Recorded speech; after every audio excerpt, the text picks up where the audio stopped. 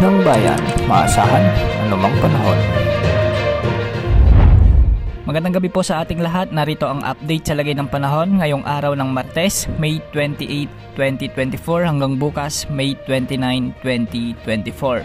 Sa ngayon, maraming lugar pa rin ang nakararanas ng maulap na kalangitan na may mga kalat-kalat na pag-ulan dulot ng umiiral na southwesterly wind flow o ang weather system kung saan nagsisimula ang habagat. Samantalang frontal system naman ang nakakaapekto ngayon sa ilang bahagi ng Northern Luzon. Ngayon nga ay halos buong bansa ang nakararanas ng maulang panahon dahil sa pag-iral ng southwesterly wind flow na sinasamahan naman ng mga localized thunderstorms lalo na sa kanlurang bahagi ng bansa.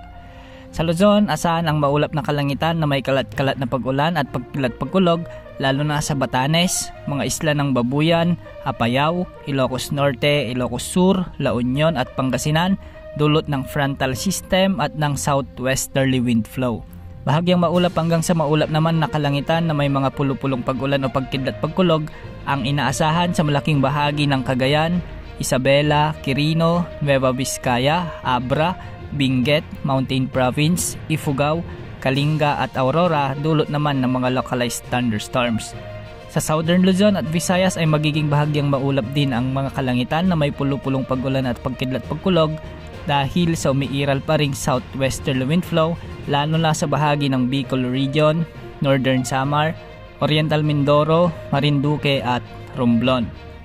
Ganitong panahon din ang aasahan sa kanlurang bahagi ng Visayas kasama ng Palawan at Kalayaan Islands. Sa Mindanao magkakaroon ng maulap na kalangitan na may kalat-kalat na pag-ulan at pagkidlat-pagkulog ang Zamboanga Peninsula dahil din sa southwesterly wind flow. Ang natitirang bahagi ng Mindanao ay magkakaroon naman ng bahagyang maulap hanggang sa maulap na kalangitan na may pulupulong mga pag-ulan at pagkilat-pagkulog dulot naman ng mga localized thunderstorms, particular sa bahagi ng Soc-Sargen, Bangsamoro Region kasama ang Northern Mindanao. Sa Metro Manila, asahan naman ang pagbuhos ng ulan dahil sa epekto ng southwesterly wind flow.